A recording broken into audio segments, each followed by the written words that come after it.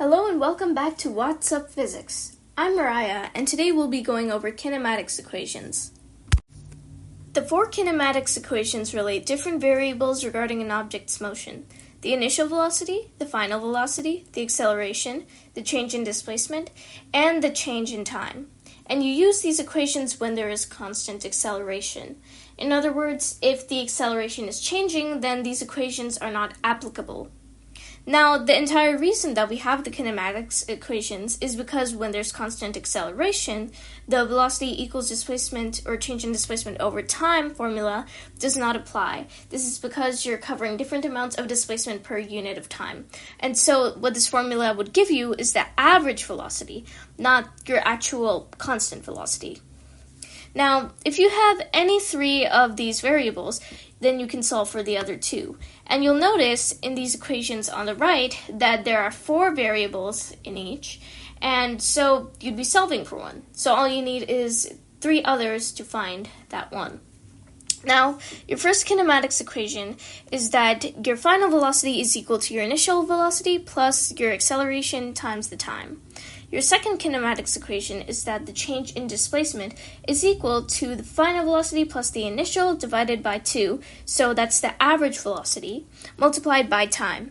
Your third kinematics equation is that the change in displacement is equal to the initial velocity multiplied by time, plus 1/2 of the acceleration multiplied by time squared.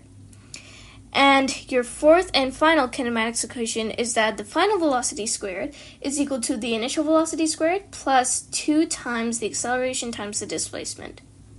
Now, you don't need to know how to derive these equations, but it can help you understand why these work and aid in your conceptual understanding of physics. So we made a Google Doc and linked it in the description box. It contains step-by-step walkthroughs for the derivations of each of the four equations.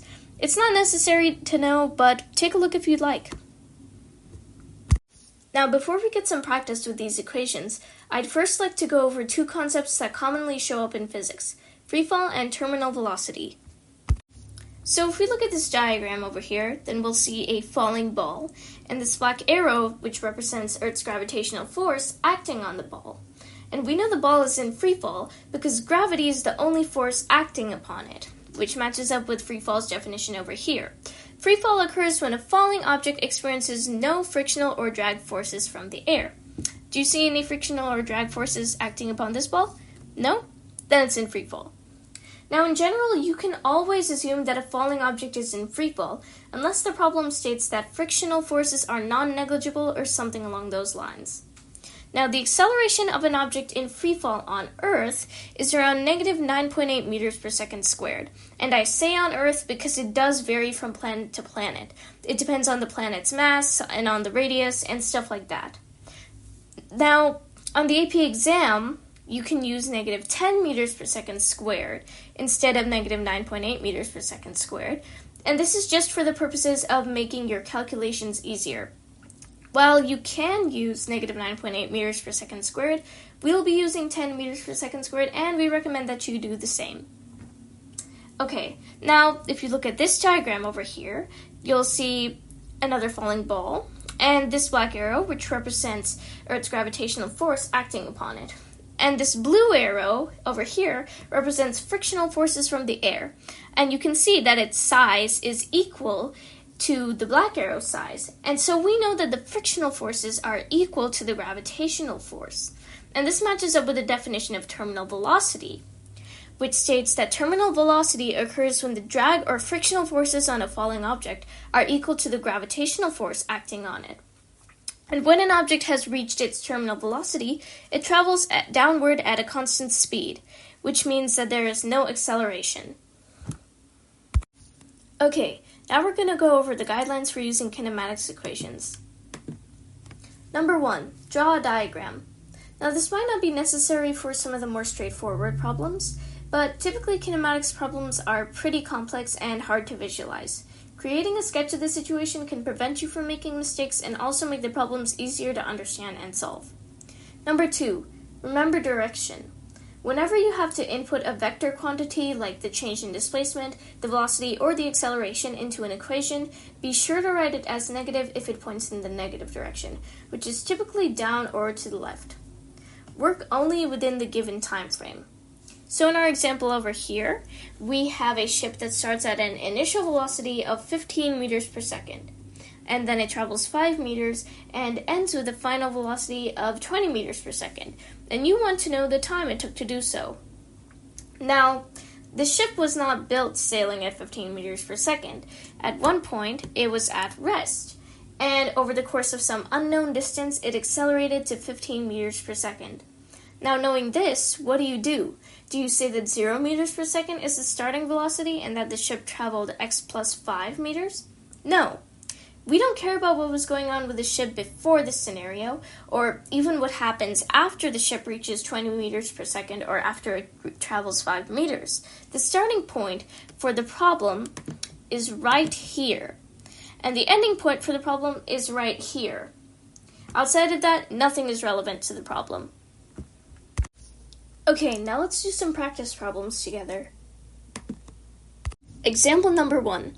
2 bows shoot arrows so that the speed leaving the bow is 17.1 meters per second in both cases. The string in bow A must be pulled back 0.47 meters when shooting the arrow, and in bow B the string must be pulled back only 0.29 meters when shooting. For part A, we want to figure out which bow gives its arrow the greatest acceleration, and like with any other kinematics problem, when you start, you want to do it with a diagram, and we're going to draw one diagram for the bow A and one for bow B.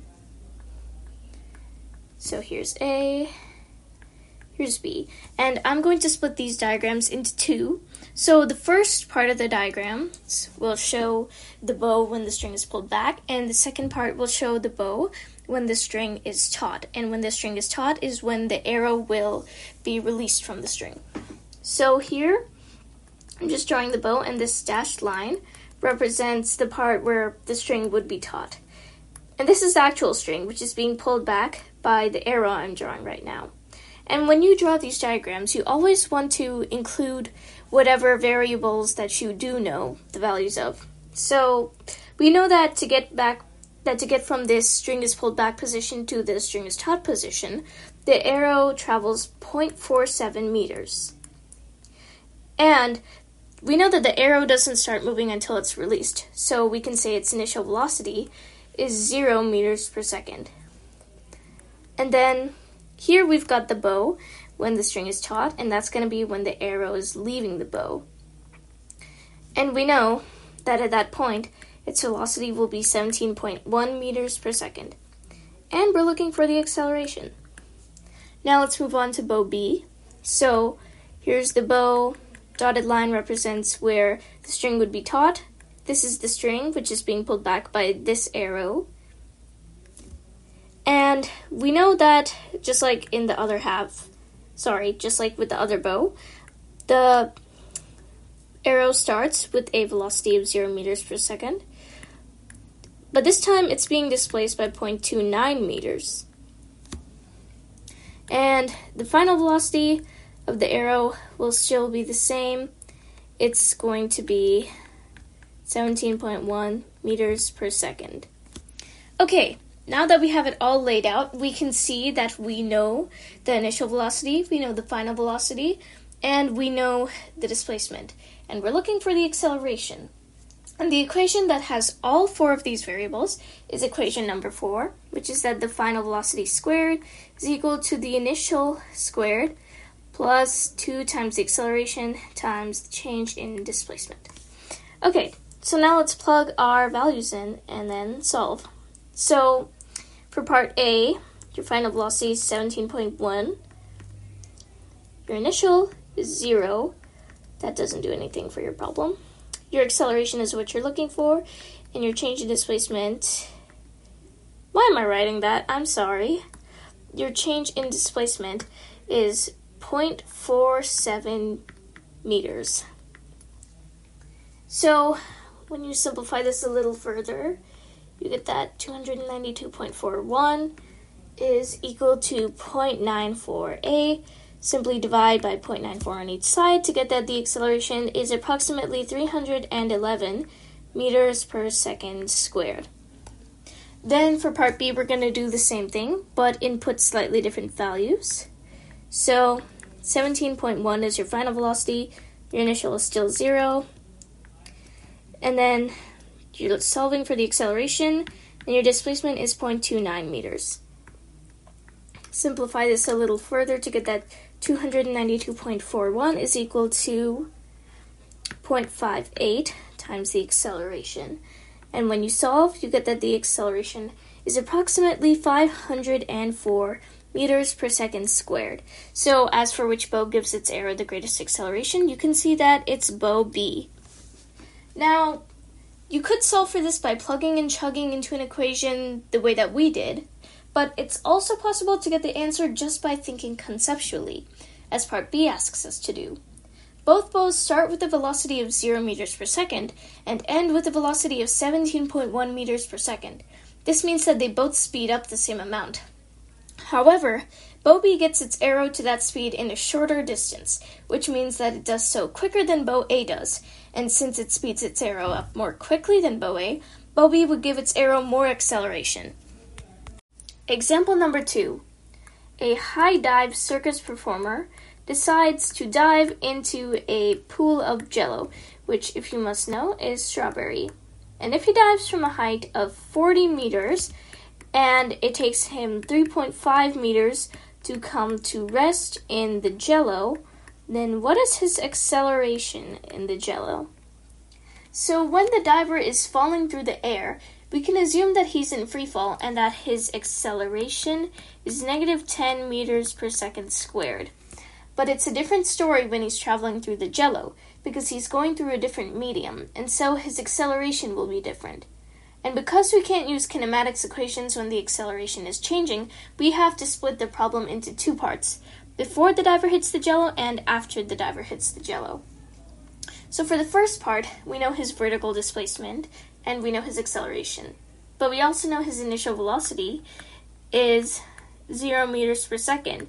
Now wait a minute, you might say.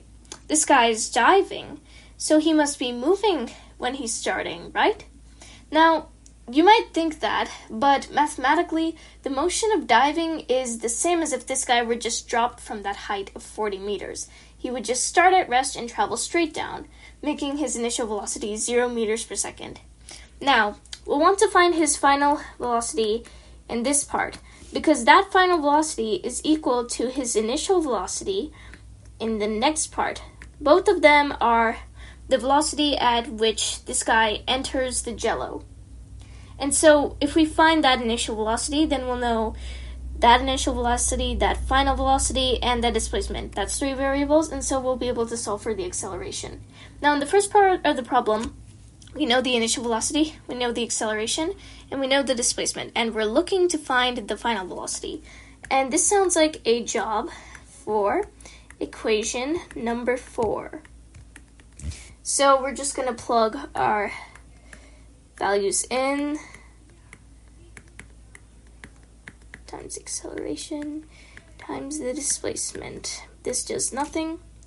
Now we're going to try and isolate for just the final velocity. We don't want the final velocity squared.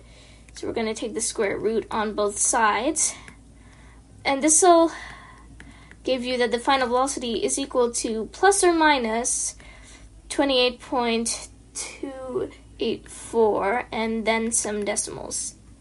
Now, a velocity can't be both positive or negative, so you're going to have to choose which one to follow based on the motion of this guy. So he's traveling downwards, and whatever direction you're going in is the direction of your velocity. And the downward direction is considered to be the negative direction, so we'll say he's got a negative velocity. And negative 28.284 is also going to be equal to his initial velocity for the next part of the problem. So for that next part, we now know the initial velocity, the final velocity, and the displacement, which should be negative, my bad. And we're looking for the acceleration. So once again, it seems like we can use equation number 4 to help us here. So it's going to be 0 squared is equal to negative 28.284 squared plus 2 times the acceleration times the displacement. And you're going to take this quantity and move it over to the left side, which will give you that negative 7 99.984 and some decimals is equal to -7 times the acceleration. The negatives canceled out, divide by 7, and you're going to get that your acceleration is 114 meters per second squared. Example number 3. To celebrate a victory, a pitcher throws her glove straight upwards at an initial velocity of 6 meters per second. For part A, we want to figure out how long it takes the glove to reach its maximum height. So we know the glove's initial velocity, and we also happen to know its acceleration, which is -10 meters per second squared. And this might confuse some of you, because previously I said that -10 meters per second squared is the acceleration of an object that is in free fall near the surface of the Earth. But the truth is, an object that is thrown upwards is still considered to be in free fall, because even though it's moving upwards at the beginning, since the only force acting on it is the Earth's gravity, which is going to pull it downward, it'll be accelerating downwards towards the Earth. So this means that at some point that object is going to stop moving upwards and it's going to start moving downwards. Anyways, this just goes to show you that the acceleration of any object near the surface of the Earth that does not have any frictional forces from the air acting upon it is -10 meters per second squared. Anyways, we know the initial velocity and we know the acceleration, but we need one more variable to be able to solve using kinematics. So, whenever you throw an object vertically, it's going to move in the upward direction until it reaches its maximum height, after which it goes in the downward direction. In other words, that maximum height is the point at which the object turns around, and when an object turns around, it comes to rest. Thus, at its maximum height, the object, in this case the glove, would have a velocity of 0 meters per second. And so, we have our final velocity, and we also have our initial, and we have the acceleration. And we're looking to solve for time. So this sounds like something that equation number 1 can help us with. So we'll just plug in our variables, put the initial velocity on the other side, and then solve for t. And we'll get that t is 0.6 seconds. Okay. So now we want to figure out how long it takes for the glove to return to the pitcher.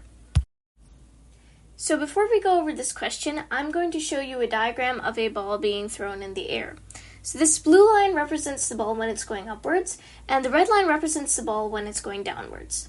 The green dot at the top represents the ball when it's at rest, so when the ball is at its maximum height. Now here we've got these two purple points which are at the same height. When the ball is going upwards and it passes the purple point on the blue line, it has a velocity of 3 meters per second. And when the ball is coming down and it passes that same height, but on the red line, it has a velocity of -3 meters per second. And a similar thing happens with the two pink points, which represent the initial and final velocities of the ball. So when the ball is thrown upwards, it has a velocity of 10 meters per second. And when it's coming back down and it reaches that same height, it has a velocity of -10 meters per second. And this represents a rule in physics, where when an object is thrown vertically, it will pass a height h twice, once while going up and once while coming down. The magnitude of its velocity at both of these times will be the same, but when going up, the velocity will be positive, and when going down, the velocity will be negative. This also tells us something about the time it takes the ball to travel from that height h to the top, and to go from the top to height h. In both these instances, the ball changes its velocity by the same amount, and you can see this with these 2 points here, right? To get from here to here, the ball changes its velocity by -3 meters per second, and to get from here to here, the ball changes its velocity by -3 meters per second. It also travels the same distance to go from here to here, and to go from here to here, and its acceleration is the same throughout. -10 meters per second squared, assuming it's in free fall. And this indicates that the time to travel from this point to the top is the same as the time to travel from this point to this height. And that the time to travel from this point to the top is the same as the time to travel from the top to this point. Now, applying this to our problem, we know that it takes the same amount of time for the glove to go from the pitcher's hand to the top as it does for it to go from the top to the pitcher's hand. So adding this time with that same time over here again would give us the total duration of the glove's flight. And we already know how long it took the glove to get to the top, so by doubling that number, we get our answer, which is 1.2 seconds. Example number 4. A blue car is released from rest at the top of a cliff located on Earth. A few seconds later, a red car is released from rest from the same location as the blue car. Both cars fall for several seconds before landing on the ground right beneath the cliff. Ignore air resistance. After the red car is released from rest many seconds after the blue car is released from rest, what happens to the separation distance d between the cars as they fall but before they reach the ground, and why? Now, I want you to pause and think about this for a second. So, many of you might be tempted to say that the separation distance between both cars stays the same, because they both have the same acceleration, and so their speeds increase at the same rate. But this is actually incorrect, and we're going to talk about why a bit later. So, the separation distance between both cars would actually increase, because at all times the blue car has a higher speed than the red car. Now, this can be pretty hard to understand and visualize, so I'm going to take you through a demonstration before I elaborate. So here I've put the blue car a little bit ahead of the red car so that you can observe the distance between them. Both cars will start at the same speed and will not accelerate.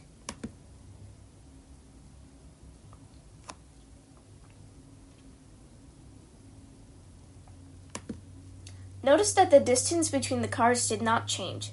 This is because each car is going the same speed, so by definition they are both covering the same amount of distance per unit of time.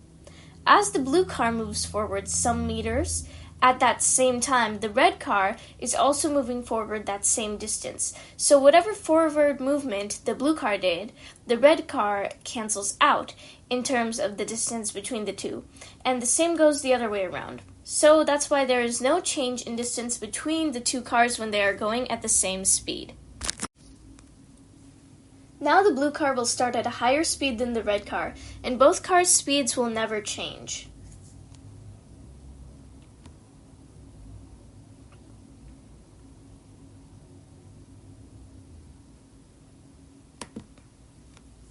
So as you can see, the distance between the cars is increasing here.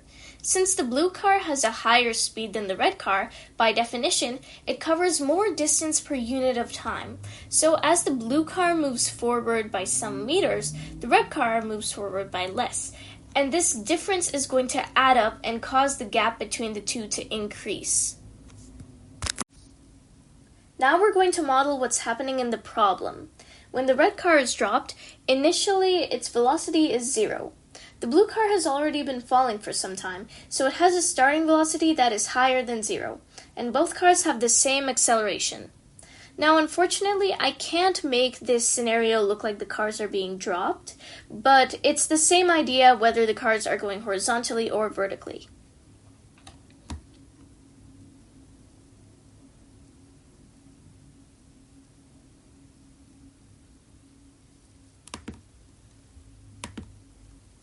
As you can see, the distance between the cars was increasing. But how can this be when they both have the same acceleration? Well, the fact that their accelerations are equal just means that their velocities increase by the same amount each second. So let's say you have a car that starts at rest and has an acceleration of 10 meters per second. At 0 seconds, its velocity would be 0 meters per second. At 1 second, its velocity would be 10 meters per second. At 2 seconds, its velocity would be 20 meters per second. You get the idea. But since the blue car started with a velocity that's higher than the red car's, its velocity would always stay higher. And as we proved in the last demonstration, this means that the blue car would always cover more displacement per unit of time than the red car, and so the distance between the two would increase. Alright, that was everything content-wise for kinematics equations. If you'd like to do some practice problems with us, then you can check the link in the description box and it'll take you to part 2 of this video. We'll see you there!